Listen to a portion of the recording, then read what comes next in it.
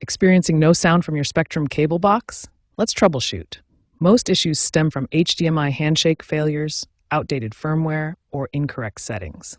Most audio issues stem from HDMI handshake failures, outdated firmware, or incorrect settings. Recent Spectrum boxes include AI diagnostics to help identify problems via the Spectrum app. Start by checking your HDMI connection.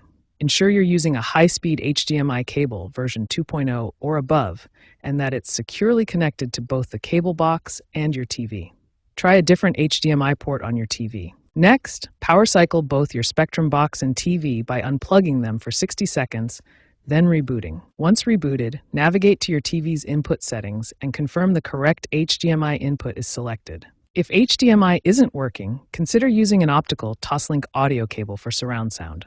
Make sure optical is selected as the audio input in your TV's settings. Check the mute settings on both your Spectrum remote and TV.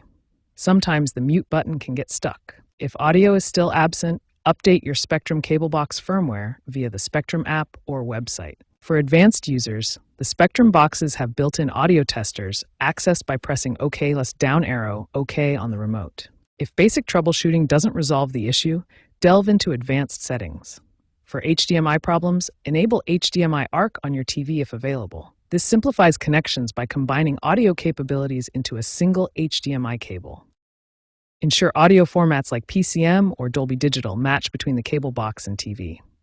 Mismatched formats can cause audio drops or no sound. Also, be aware of emerging trends.